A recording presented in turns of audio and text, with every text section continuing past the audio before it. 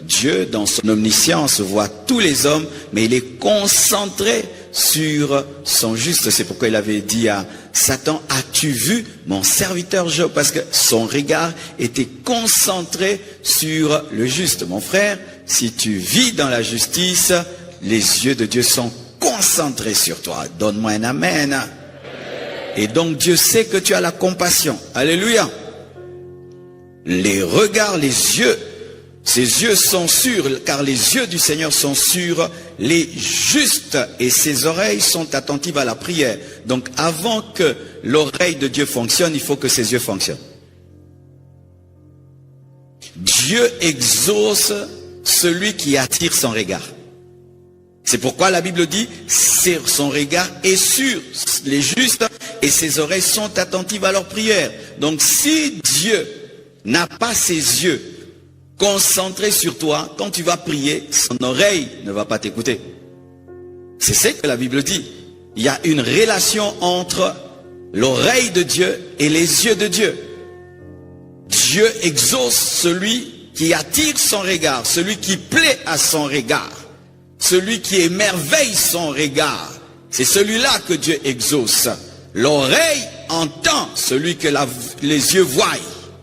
Je répète, l'oreille entend celui que les yeux voient. Si les yeux ne te voient pas, l'oreille ne t'entend pas. Alléluia. Les yeux du Seigneur sont sur les justes et ses oreilles sont attentives à leur prière. Mais sa face, mais la face du Seigneur est contre ceux qui font le mal. La face c'est quoi? C'est le regard. Quand quelqu'un fait le mal, Dieu détourne son regard et donc il ne t'exauce pas. Mais s'il se concentre sur toi avec ses yeux, donc ses oreilles t'entendent. Et quelle est la condition pour que ses yeux se concentrent sur toi? C'est la justice. Et la justice a deux dimensions. Elle a la dimension de la foi et la dimension des œuvres.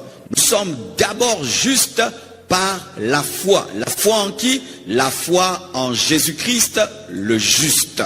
Il faut d'abord que tu croies en Jésus, que tu sois vraiment un vrai enfant de Dieu, que tu aies reçu la justification par la foi. C'est-à-dire que Dieu te prête la justice de Christ et il te considère comme juste à cause de son Fils Jésus. Il faudrait que tu aies connu une nouvelle naissance, une conversion. On ne prie pas Dieu parce qu'on a des problèmes. On prie Dieu parce que Dieu est ton Père.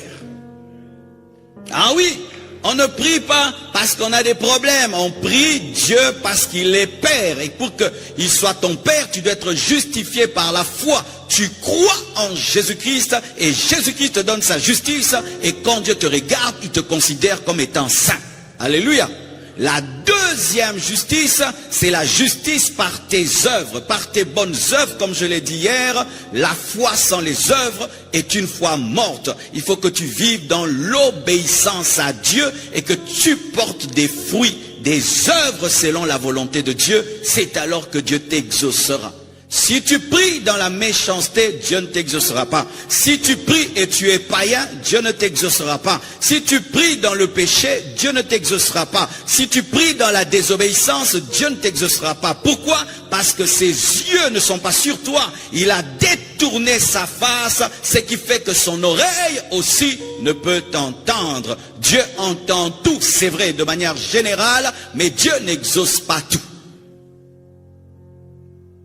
Es-tu né de nouveau, toi qui es venu gêner? Tu as donné à Dieu ton estomac, mais Dieu veut ton cœur, il veut ta vie. Aujourd'hui, même les païens jeunes, j'ai rencontré des filles vivant dans le péché qui te disent « Ah, je viens de notre jeûne. Dans notre église, on organise des jeûnes. Dans notre église. » Et puis tu pries avec elle. Dieu te dit « Mais Dieu me montre que tu vis dans l'impudicité. Répands-toi. » Et elle te parle de jeûne. Elle te parle des jeûnes. Mais elle a un copain. Elle couche avec son copain. Mais elle est en train de te raconter des histoires des jeûnes, des prières, des jeûnes à sec. Mais elle a un copain. Des choses comme ça. Dieu n'exauce pas de telles personnes. Il faut que tu naisses de nouveau et de deux, que tu puisses obéir à ton Seigneur. Il faut que tu puisses naître de nouveau et que tu puisses vivre dans la sanctification. C'est alors que Dieu t'exaucera. Mais si tu ne fais pas ainsi, pendant tout ton jeûne, tu vas prier un Dieu qui t'a tourné le dos. Ah oui, pendant 400 ans, 4 siècles, Dieu a donné le dos à Israël, son peuple. Il lui a donné le dos. Oui, mon frère, tu peux prier. Et tu pries le dos de Dieu. Tu ne pries pas sa face, tu pries son dos. Et comment tu peux même sentir cela? C'est lorsque des fois tu pries, tu sens comme s'il y a un béton sur ta tête. Un béton sur ta tête. Tu sens que tes prières retombent sur toi. C'est vrai, des fois, ce ne sont que des sensations. Des fois, ce sont des attaques démoniaques. Mais des fois, lorsqu'on vit dans le péché et qu'on prie, on sent sa prière n'est point même dépasser le plafond. Et tu pries, et pendant que tu pries, ce sont tous tes péchés qui te reviennent. Tes péchés te reviennent. Tu as des culpabilités. Tu commences à prier un peu. Oh Seigneur, pardonne-moi. Tu commences à prier un peu. Seigneur, pardonne-moi. Frère, arrange ta vie d'abord et puis tu vas prier ensuite. Alléluia. Arrange d'abord ta vie.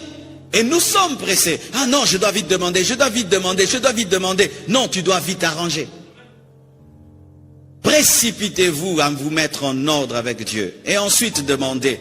Je vous ai enseigné une fois que lorsque l'assiette est sale, même si la nourriture est propre, la mère ne donne pas cette nourriture, cette bonne nourriture à son enfant, parce que la nourriture sera infectée. La bénédiction de Dieu est pure. Mais si ta vie est sale, Dieu ne peut te donner ta bénédiction parce que tu vas salir la bénédiction par la saleté de ta vie.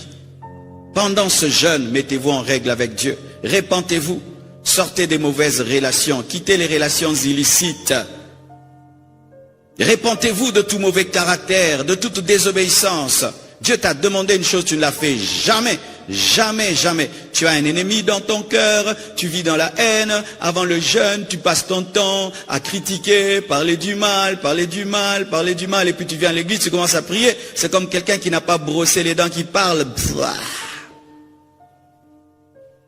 Oui, la sanctification brosse les dents spirituelles, enfin que Dieu entende, ressente un parfum. Alléluia.